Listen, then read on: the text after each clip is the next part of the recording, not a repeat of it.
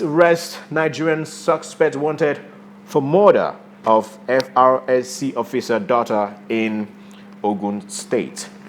All right, thank you, Oji, for those headlines. Of course, now we're joined all the way from the Center of Unity, Abuja, of course, FCT, by Dr. Stanley Nduagu. Dr. Nduagu, good morning, and so good to join you from somewhere outside Aba. How are you doing this morning? Yeah, I am doing well here in Abuja. So, for the first time, I'm joining you from outside the Enyimba city, the city of very resilient, industrious, the most creative people on earth. So, good morning from Abuja, and also good morning from Aba, because I can't do without her. I'm sure that you can't. Oji, how about you tell us where to begin this morning? Okay, well, I just been in the news, and I used to care for you guys. I feel so bad. I'm sorry that over the weeks there's been talk about bad things, ugly things, disastrous things happening in Nigeria. But first, let's start with this announcement by the president yesterday. Brought out a message, a communique to Nigerians, telling us that they adopted kids, pupils, they've rescued them, and whatnot. But there's a question everybody's begging and been asking, and I'll throw this question to you, sir. Right? People are asking, how did this whole thing pan out? What happened to their doctors? That's the question. Okay, the kids they are released right now. But what happened to their doctors? Did they arrest them? What happened? What transpired? Can you help us, elaborate on this? Well, let me start by saying that the past week wasn't a very good one for Nigeria. Nigeria was in the news for all the negative reasons, from the abduction, from the IPOB leaders' trial to the abduction to all the negative things about Nigeria. It's been unfortunate that instead of being in the news for positivities, we're always in the news for negative things like that. It's been a very terrible news that children are abducted, worshippers are abducted. At the end of the day, nothing happens. And you posed a very, very important but very sensitive question. Abductees have been released. What happens to the abductors? This is a question people have been asking. This is a question I have also been asking, and I don't know whether I am qualified enough to provide the answer.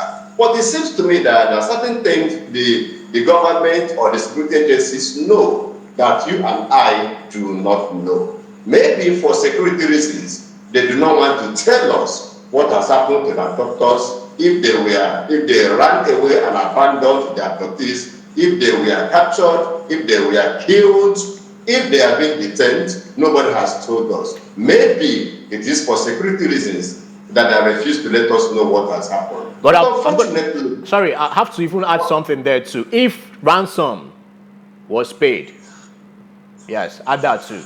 Well, don't expect the government to accept that a ransom was paid. If any government accepts that money passed hands, it undermines a lot of things. So even if the federal government of Nigeria paid some ransom to rescue the innocent children, the government cannot come out to say that. So if you are hoping and expecting the government to come out and tell you that they paid ransom, of course, you will be hoping for too long. And of course, even if you ask them, they will deny that any ransom was paid. So no government will ever accept that they have paid a ransom. So what I was saying before you chipped in this important thing is that the government may not come forward to tell us what has happened to the doctors, maybe for security reasons. Unfortunately, if we are not told what has happened to the doctors, we won't know what is happening. We are supposed to know. This is our problem. We are the ones being abducted. We are the ones suffering it. We should be told what has happened to the doctors.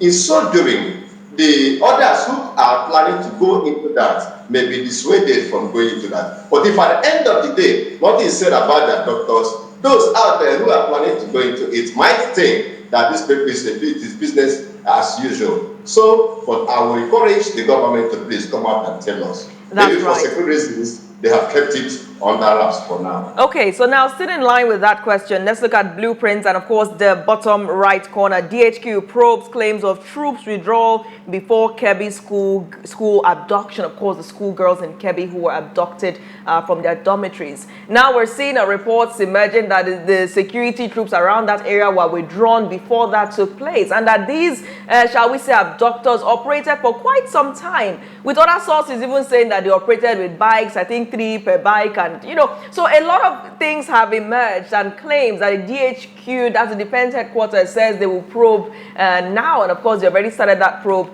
Now it's still in line with a lot of the questions people are asking. Why is the federal government not telling us who these abductors are and how these girls were rescued? Because when there are claims like this, what it points us is complicity. It makes it look as if the security operatives were just asked to go so that these guys could rain hell, so to speak, and then leave. Some other people, conspiracy theorists, are also suggesting that this might be a way of the federal government or the presidency trying to vindicate Nigeria from the idea of Christian genocide or attacks against Christians, knowing that all the girls who were kidnapped were Islams. Right? So a lot of these speculations now would make people ask, why wouldn't the federal government give clear information about what really happened to those girls and how they were rescued?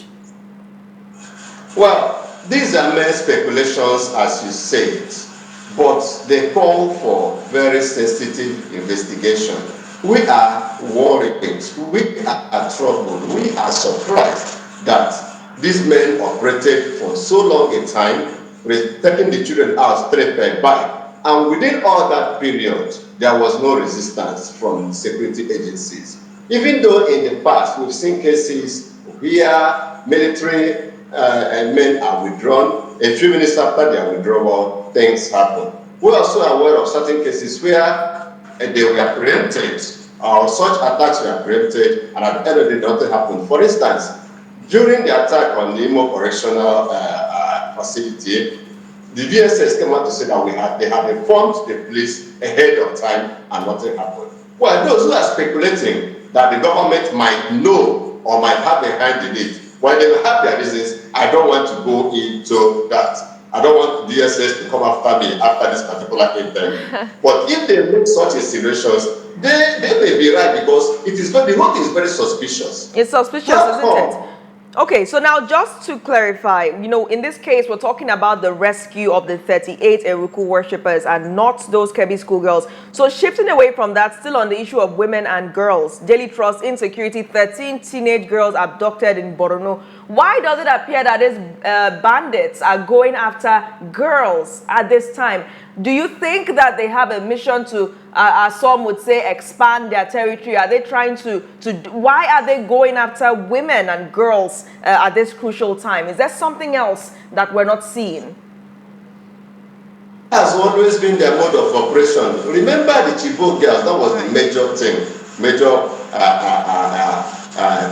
mass kidnap we recorded. After Chibok, I think there were Dapchi kidnap. I think that they were also girls. So these bandits, I don't know what to call them, I don't have a better name for them. The girls are always their targets. Maybe to expand their territories, maybe, one thing they believe is that if you go into violence, you have 7 virgins per person. Maybe they are trying to actualize the issue of 7 virgins here by going after little innocent girls who know nothing. So that could be a way of trying to expand their territories. But I do not know exactly how to say. But if you say they want to expand their territories, it may not be done, because from Chibok to Dapchi to other kidnap, if you watch, 80% of the kidnap has always been girls. So it has always been their modus operandi.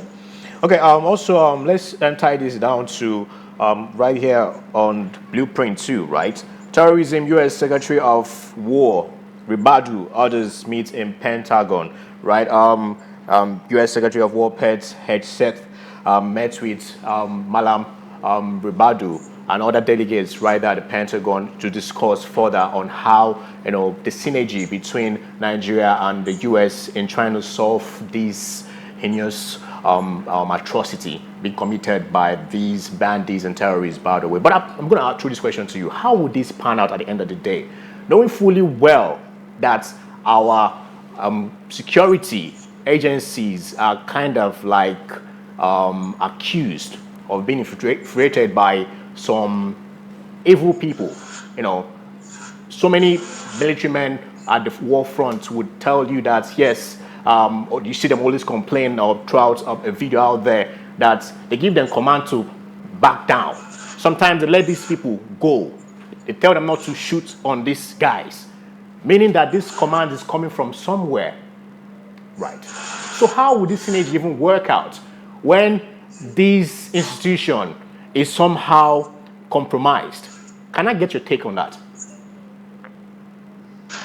Remember that this delegation led by Nduagu, the National Security Advisor, they are going to meet with intelligent people. They are not meeting, how do I describe them, illiterates. So by the time they meet these people, certain questions will be asked. Remember that the U.S. intelligence, they have intelligence about all that is happening in Nigeria. They know even certain things you and I may not know. So while Ribadu and the rest will be there trying to make a case for Nigeria, certain questions will be asked. Certain assurances will be extracted from them. Certain demands will be made.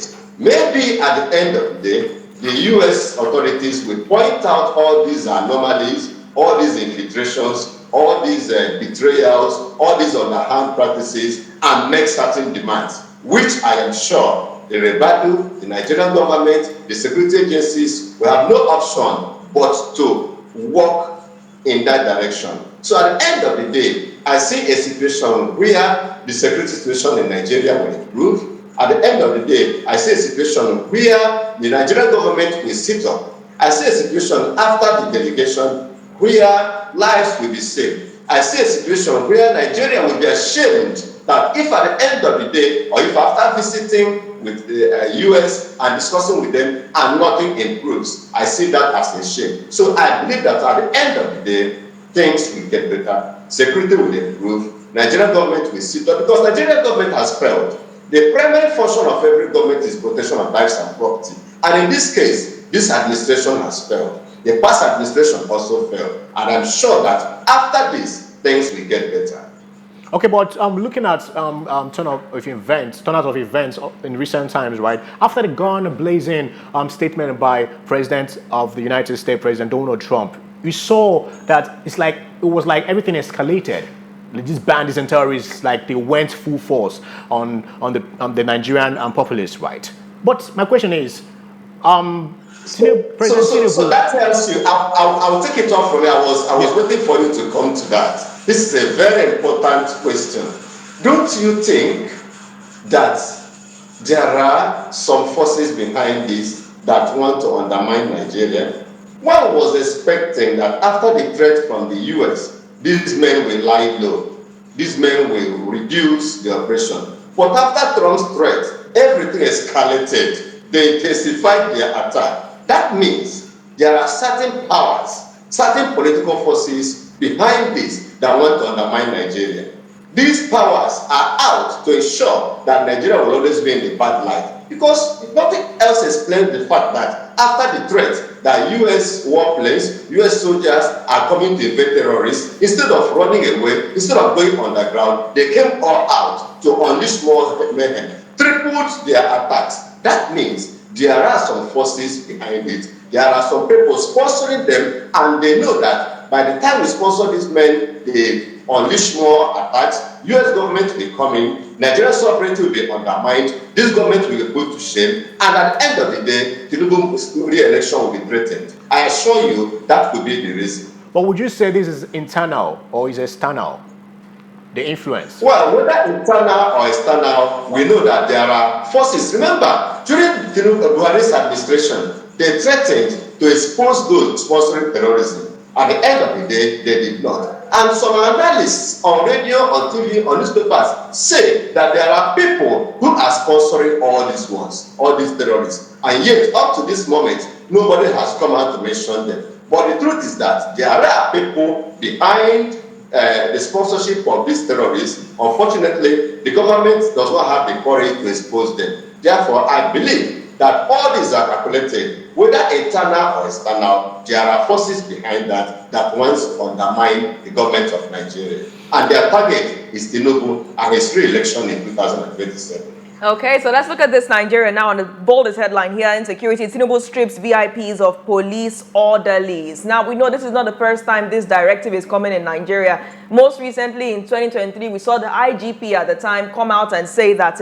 these police force members should be withdrawn from the very important persons. But this time we're seeing the president himself coming to say that these people, these VIPs should go ahead and reach out to NSCDC for their protection, as opposed to distracting the police from their role of, carrying out their core duties, so to speak. Do you see this making a difference? Do you see these VIPs relinquishing themselves of their private security? Well, previously, as you mentioned, such order was given by, or such orders were given by ordinary inspectors general. But this time, the order is coming from the commander-in-chief himself.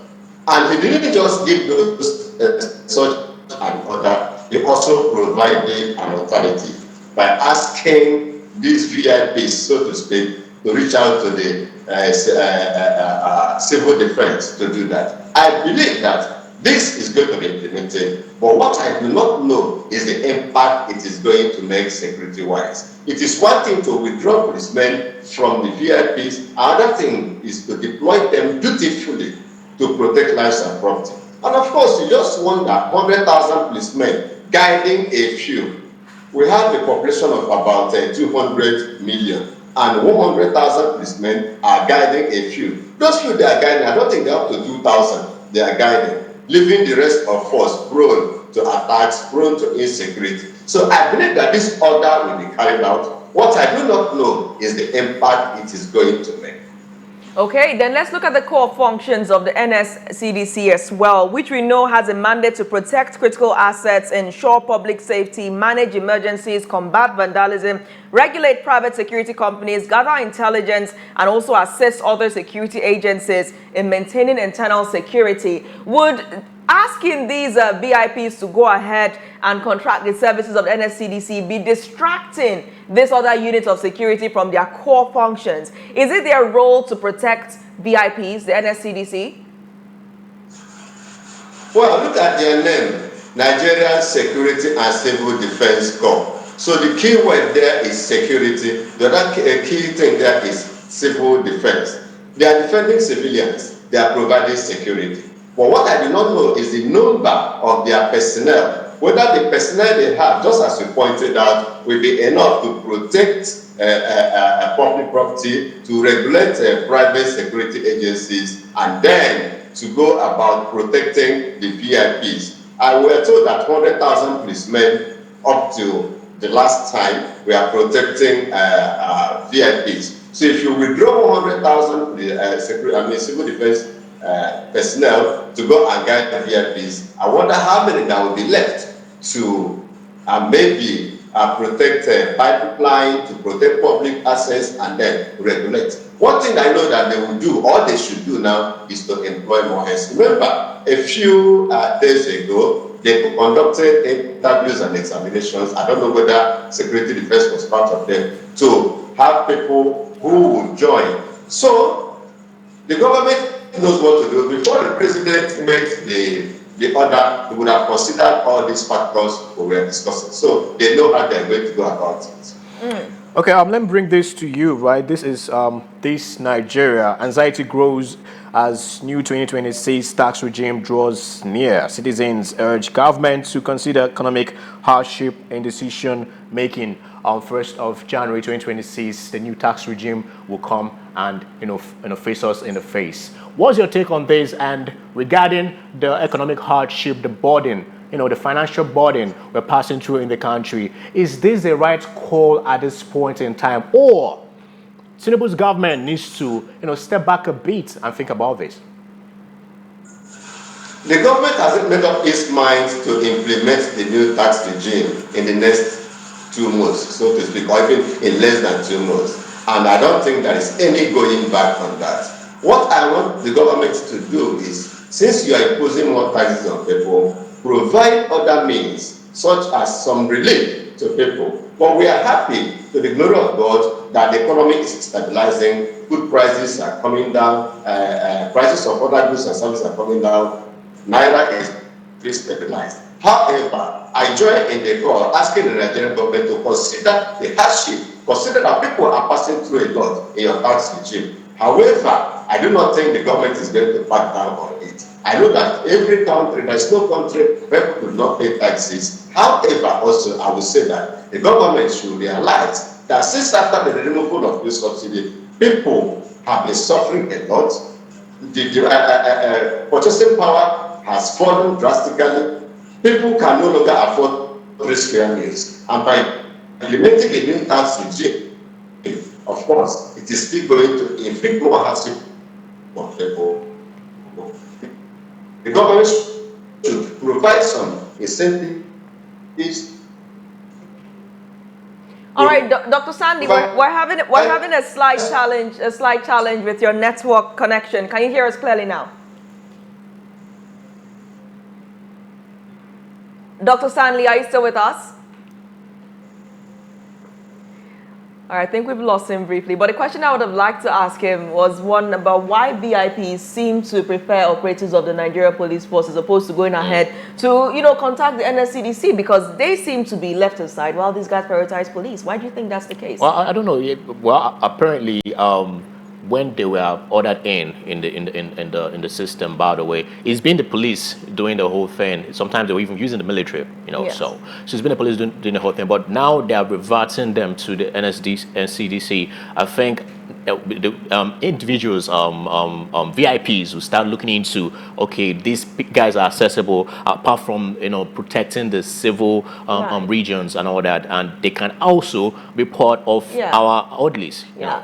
I think at the same time now, I believe some of these police officers are going to give some kind of pushback, because you're moving them away from their territory and all of those things to take them back to wherever they will be deployed to. They literally don't do anything. They're just enjoying themselves with these VIPs. And one of the reasons too is because some of our police stations are empty. We need these personnel to come and tackle crimes.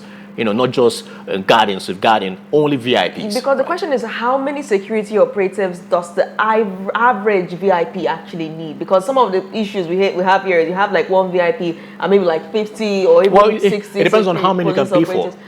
I mean, it depends on how many you can pay for. If you can pay for 10, challenge. if you can pay for 10, fine. So it all depends on how many you can pay for. Yeah.